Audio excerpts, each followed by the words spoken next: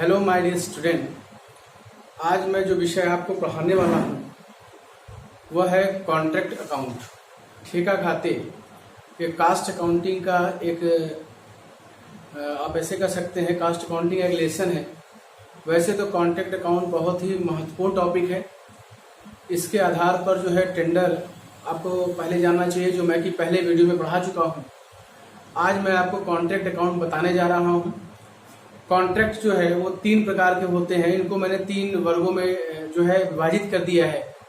जो पहला है वर्ग है वह है कंप्लीट कॉन्ट्रैक्ट, दूसरा जो है इनकम्प्लीट कॉन्ट्रैक्ट और लास्ट जो है वो नियरेस्ट कंप्लीट कॉन्ट्रैक्ट है। थोड़ा थोड़ा उसके बारे में पहले जान लेते हैं, फिर मैं आपको कॉन्ट्रैक्ट अकाउंट कैसे बनाया जाएगा इसके बारे में बताऊंगा। अगर आपने कोई कॉन्ट्रैक्ट लिया है और वो सीमा अवधि, समय अवधि दिए गए निश्चित समय के अंदर कोई कॉन्ट्रैक्ट कंप्लीट हो जाता है तो उसको हम कंप्लीट कॉन्ट्रैक्ट कहेंगे। वैसे तो आप देखते होंगे कि हमारे गली मोहल्ले या सड़कें का निर्माण हो रहा है, नालियों का निर्माण हो रहा है, या तमाम ऐसे सरकारी कॉन्ट्रैक्ट होते हैं जो समय से पूरा नहीं होता। लेकिन ये कहना कि समय से पूरा नहीं होता एक प्रकार का आरोप होगा। इसलिए मान के चलिए कि कहीं न कहीं कोई कॉन्ट्रैक्ट तो समय से पूरा होता ही होगा। तो अगर कोई कॉन्ट्रैक्ट समय से पूरा हो जाएगा तो बड़ा आसान हो जाता है उसको बनाना।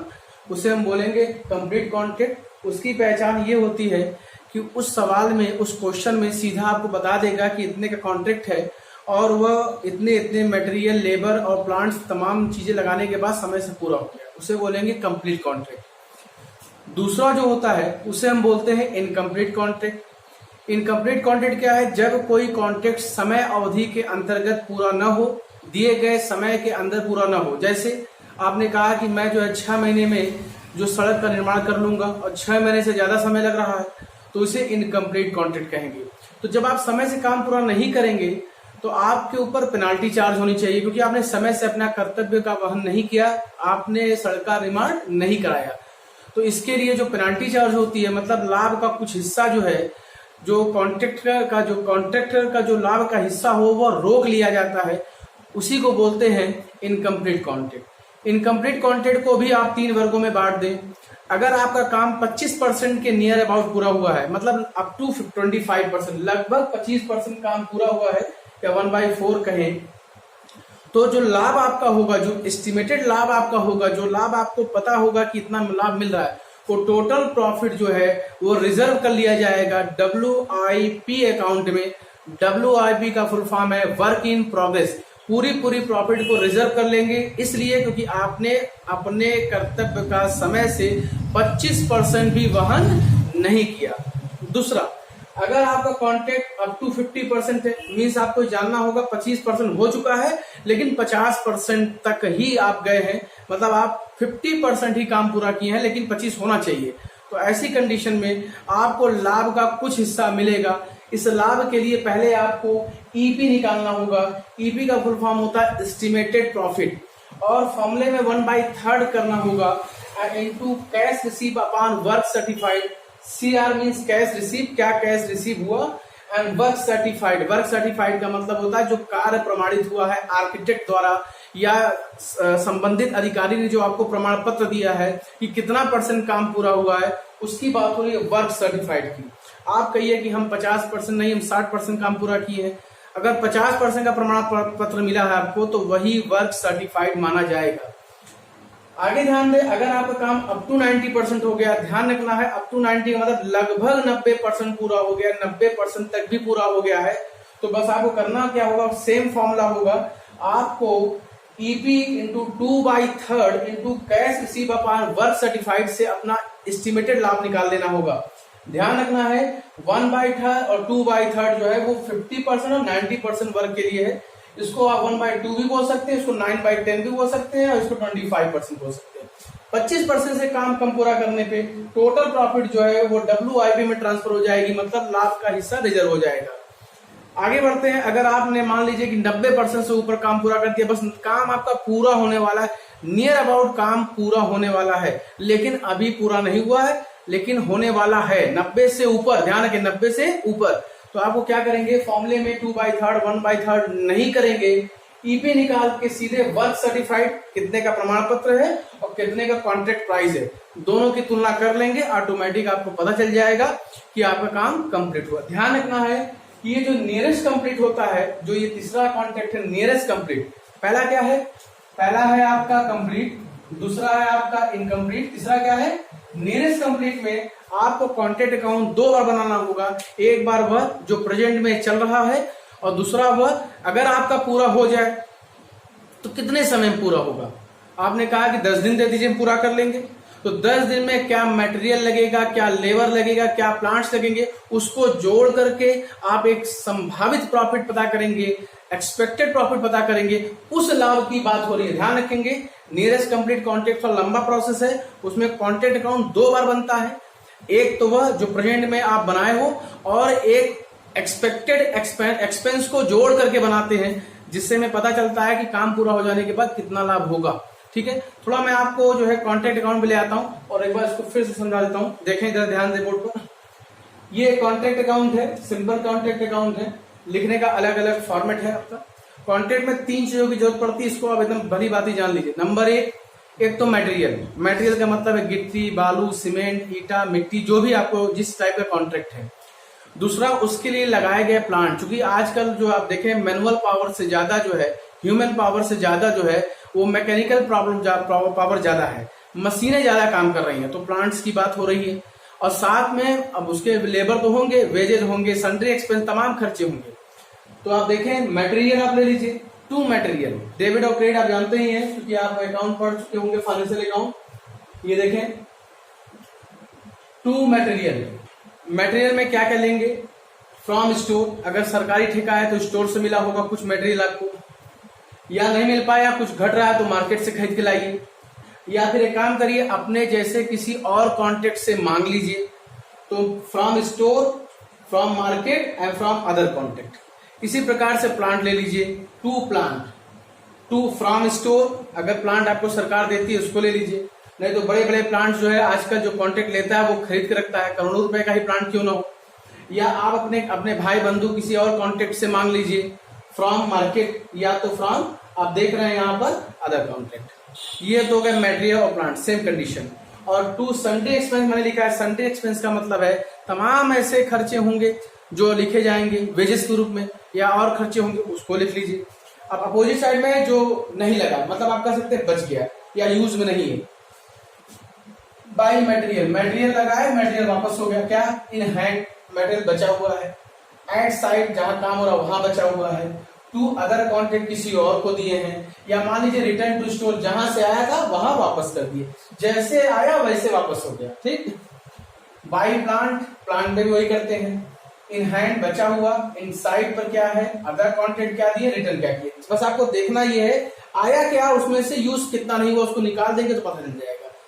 आगे देखें, और ये ध्यान रखा प्लांट एट साइड की गणना करें, देखिए प्लांट एट साइड जब गणना करें या प्लांट इन हैंड की गणना करें तो सबसे महत्वपूर्ण चीज ये है कि डेप्रिसिएशन चार्ज जरूर करें, तभी क्लियर होगा। जैसे 1 लाख का प्लांट लेके चले, ठीक, उसको आपने 1 साल यूज किया, 20% यूज किया, तो 20% लेस करने के बाद जो बचा वो अपोजिट साइड लिखे, 1 लाख 1 लाख यहाँ लिखे, 80,000 यहाँ लिखे, मतलब प्लांट एट साइड का मतलब है आफ्टर डेप्रिसिएशन। उसके बाद कुछ नुकसान भी हुए होंगे, material M and P, M माने मटेरियल, पी मीन्स प्लांट। अब इसमें वेस्ट हो चुका है मटेरियल या प्लांट, या डैमेज हुआ होगा या डिस्ट्रॉय हुआ होगा, क्लियर। और ध्यान रखें, इसको अभी आप देखते हैं, इसको देख लें। अब ये कॉन्ट्रैक्ट का एक निश्चित अमाउंट होगा बाई कॉन्ट्रैक्टी अकाउंट, यहाँ कॉन्ट्रैक्टी अकाउंट लिख दें कितने का ठेका है। तो जब आप क्रेडिट में से डेबिट बताएंगे तो 2 ही चीज आएगा, या तो आपको प्रॉफिट मिलेगा या तो आपको क्या मिलेगा, लॉस मिलेगा। अगर क्रेडिट का योग ज्यादा है किससे, डेबिट से, तो आपको प्रॉफिट मिलेगा। अगर डेबिट का योग ज्यादा है क्रेडिट से तो क्या मिलेगा, लॉस मिलेगा। तो ये तो या तो प्रॉफिट कंडीशन होगी या तो लॉस की। कैसे कंपेयर हुआ, कॉन्ट्रैक्टी अमाउंट से।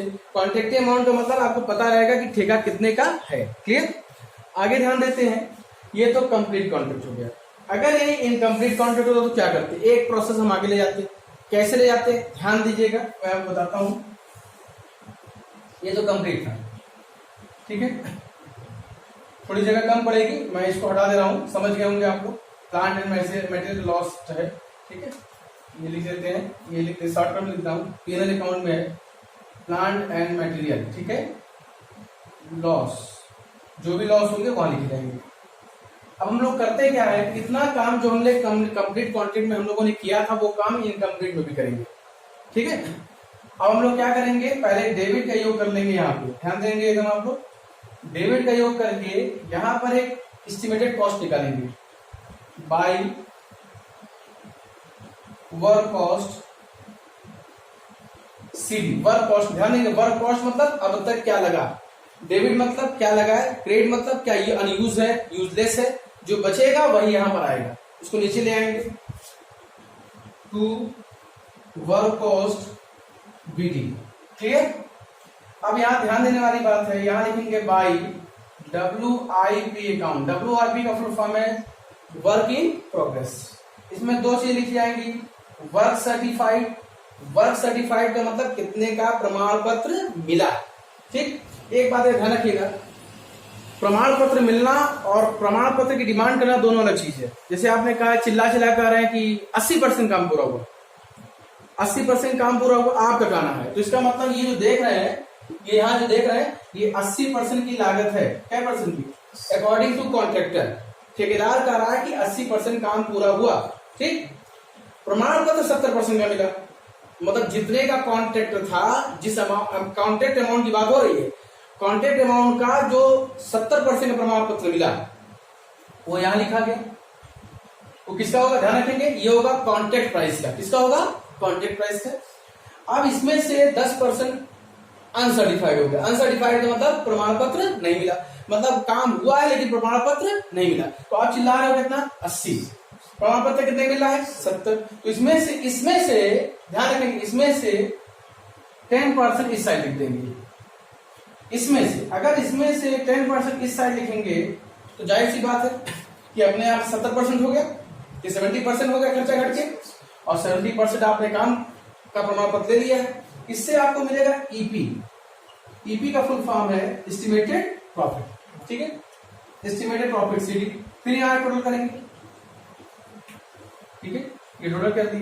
ध्यान रखेंगे बैलेंसिंग फिगर से आएगा, ये बैलेंसिंग फिगर से, ये बैलेंसिंग फिगर से आएगा। अब यहां पे लिखेंगे बाय ईपी, ठीक, बीडी, ऊपर से नीचे ले आए फिर से।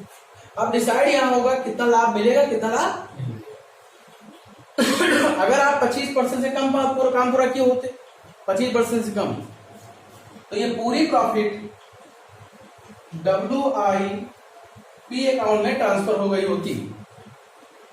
अगर आप 50% तक काम किए होते, 50% तक, तो इस फॉर्मूले से लाभ निकलता, क्या लाभ होता, क्या लिखते हैं, टू पीएनएल अकाउंट क्या होता, EP into 1/3 into cash receive upon work certified. इससे क्या होता, लाभ यहां मिलता आपको, इसमें से लाभ निकाल लेते जो मिलता, बाकी पेनाल्टी की तरह रोक दिया गया होता। अगर ये काम आपका पूरा हुआ होता लगभग 90%, तो बस करते क्या, यहाँ फॉर्मूले में 1/3 दिएगा, 2/3 कर देते, जो भी होता इसमें से मिल जाता, बाकी WIP में ट्रांसफर होता, ठीक। ये ध्यान रखना है, ये आपका है, ठीक। कौन सा कॉन्ट्रैक्ट है, अगर ये कंप्लीट हो क्या होता, मान लीजिए क्या होता, ये नियरेस्ट कंप्लीट, तो इतना काम यहां नहीं होता, तब आप क्या करते हैं, मैं बता देता हूं आपको, यहां तक मैं छोड़ दे रहा हूं। आप क्या करते, वर्क कॉस्ट तो वही प्रोसेस होता, टू वर्क कॉस्ट बीडी, ठीक है। बीडी के बाद क्या करते, यहां एक ईपी चाहिए, क्या चाहिए, ईपी एस्टिमेटेड प्रॉफिट, ठीक है। EP work cost BD, sorry यहां लिखा होता कॉन्ट्रैक्ट अकाउंट, क्योंकि ये नियरेस्ट कंप्लीट है, नियरेस्ट कंप्लीट का मतलब है कंप्लीट होने वाला है, ठीक है, ठीक है ना। अब आपको ध्यान देना है, एक आपको फिर से बनाना होगा, इसको इसके लिए मैं हटा देता हूं, इसको ध्यान देंगे। यहां पर आपको मैं नियरेस्ट कंप्लीट की बात कर रहा हूं, बैक दे रहा हूं, आपको एक एस्टिमेटेड कॉन्ट्रैक्ट अकाउंट फिर से बनाना होगा, ठीक है। कैसे बनेगा?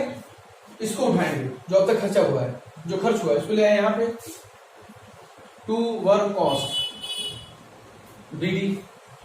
ठीक, फिर क्या करेंगे आप?